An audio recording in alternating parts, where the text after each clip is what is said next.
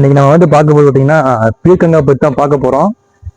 ரொம்ப நாள் ஆச்சுங்க. இப்போதான் வந்து பந்தல் காய்கறி நம்ம எடுக்க போகிறோம். ஃபர்ஸ்ட் டைம் பந்தல் போட்டதுக்கப்புறம் எடுக்கக்கூடிய ஹார்வெஸ்ட் தான். இன்னைக்கு பார்த்தீங்கன்னா 2 பீர்க்கங்காய் வந்து வந்திருக்கு. ஓகேங்களா? இது வந்து நான் கிட்டத்தட்ட பார்த்தீங்கன்னா 45 நாள் ஆச்சுங்க. ஆக்சுவலாக ஒரு சிலருக்கு பார்த்தீங்கன்னா 50 நாள் கூட ஆகும். எனக்கு வந்து விதை போட்டு வந்து 40 நாள் ஆச்சு. நீங்கள் எடுக்க போகிறேன். இதை பற்றி சின்ன சின்ன டிப்ஸ் மட்டும் சொல்லிடுறேன். எப்பவுமே வந்து க்ரோ பேக் பார்த்தீங்கன்னா ஒரு நல்ல ஒரு க்ரோ பேக் வந்து செலக்ட் பண்ணிக்கோங்க. அதாவது சின்னதாக வச்சீங்கன்னா பந்தல் காய்கறிகள் பார்த்தீங்கன்னா பெருசாக வளராது. ஸோ அதுக்கு என்ன பண்ணணும்னா 15x15 அந்த மாதிரி சைஸ்ல க்ரோ பேக் எடுத்துக்கோங்க. இங்கே பாருங்க, நான் வந்து பார்த்தீங்கன்னா இது பாருங்க, இது வந்து 15x15 வந்து 2 செடி வச்சிருக்கோம். இது வந்துட்டு ஒரு காய், அது போய் இந்த ஒரு காய் வந்திருக்கு. ஸோ பந்தல் பற்றி தெரிஞ்சுக்கணும் அப்படின்னா இந்த வீடியோ நான் தரேன். ஆல்ரெடி சேதட் பற்றி வீடியோ போட்டிருப்பேன், அது லிங்க் கொடுக்க செக் பண்ணி பாருங்க. பீர்க்கங்காய் வந்து உங்களுக்கு ஆரம்பத்திலே பார்த்தீங்கன்னா ஒரு என்ன சொல்றது 45 நாள் 50 நாள்ல உங்களுக்கு வந்து அறுவடை எடுத்துக்கலாம். பீர்க்கங்காயில இந்த மாதிரி பூக்கள் வருங்க. பூக்கள் பார்த்தீங்கன்னா இங்க பாருங்க, இன்னும் விரியல. அது வந்து பார்த்தீங்கன்னா ஒரு 6 மணி ஈவினிங் டைம்ல விரியும். ஸோ அந்த டைம்ல நமக்கு வந்து பூச்சிகள் அதிகமா இருக்காது, பட்டர்ஃப்ளைல இருக்காது, பட்டாம்பூச்சிகள் இருக்காது. அப்ப என்னன்னா உங்களுக்கு வந்து பாலினேஷன் ஆகாது. அப்போ வந்து என்ன பண்ணணும்னா ஆண் பூ வரும். இந்த ஆண் பூ வந்து நீங்க எடுத்துட்டு இது பாருங்க, பெண் பூ அப்படிங்கிறது இந்த மாதிரி இருக்கும், தெரியுதுங்களா? இங்க பாருங்க, மொட்டுகளோட பெண் பூக்கள் வந்து இந்த மாதிரி மொட்டுகளோட வரும். அப்ப என்ன பண்ணணும்னா அந்த ஆண் பூ எடுத்து இந்த இடத்துல உள்ள வந்து நீங்க வந்து ஹேண்ட் பாலினேஷன் பண்ணீங்க அப்படின்னா மகன் சேர்க்கை நடந்துரும். அப்படி நடக்கும்போது பிடிக்கிற எல்லா இதுவுமே வந்து மொட்டுக்களுமே வந்து பிஞ்சா வந்து உங்களுக்கு வந்து இந்த மாதிரி ரிசல்ட் கொடுத்துரும். அதுக்கப்புறம் இன்னொன்னு, இந்த மாதிரி பீர்க்கங்காய் வளரும் போது ஒரு காட்டன் துணியோ இல்ல வந்துட்டு பிளாஸ்டிக் கவரோ அந்த மாதிரி இருந்ததுன்னா இதை வச்சு இப்படி கட்டி விட்டுருங்க.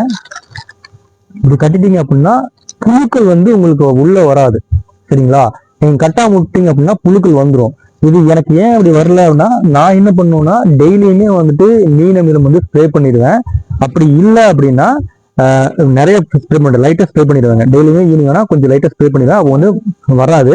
அப்படி நீங்க பண்ண முடியாது அப்படின்னா நீங்க இந்த மாதிரி கவர் கட்டிக்குங்க. அடுத்து வேப்பெண்ணெய் கரைசல் வந்து அடிச்சோம் அப்படின்னா பூச்சி தாக்குதல் வரும்போது உங்களுக்கு வந்து சீக்கிரமா அந்த பூச்சிகள் அழிஞ்சிடும், அப்படின்னா இதை ஓடி போயிடும். சரிங்களா? வேப்பெண்ணெய் கரைசல் நிறைய பேருக்கு பார்த்தீங்கன்னா எப்படி கரைசல் பண்ணி அடிக்கிறதுன்னு தெரியாது. வேப்பெண்ணெய் மிதங்கிட்டே இருக்கும். டிடர்ஜென்ட் சோப்பு, காதி சோப்புல யூஸ் பண்ணாலுமே எண்ணெய்கள் வந்து மேலே வந்து படிஞ்சிருக்கும், சீக்கிரம் கலைஞ்சிருக்காது. அதுக்கு ஒரு டிப்ஸ் வந்து அடுத்த வீடியோ போடுறேன். நீங்க வந்து நம்ம சேனலை ஃபர்ஸ்ட் டைம் பார்க்கணும்னா சப்ஸ்கிரைப் பண்ணிக்கோங்க. சரி,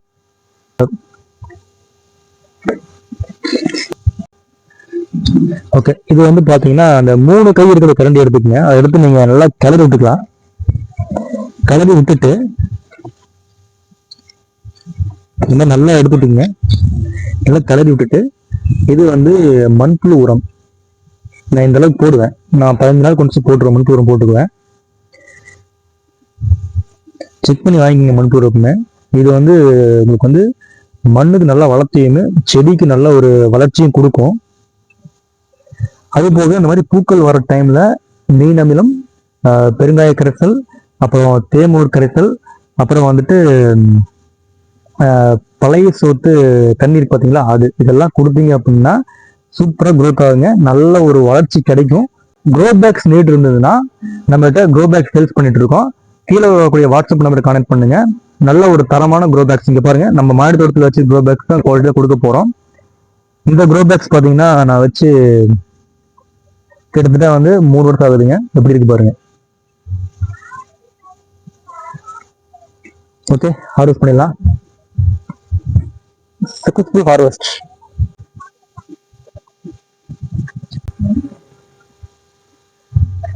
ஓகே ஃப்ரெண்ட்ஸ், சப்ஸ்கிரைப் பண்ணி சப்போர்ட் பண்ணுங்க. தேங்க்யூ.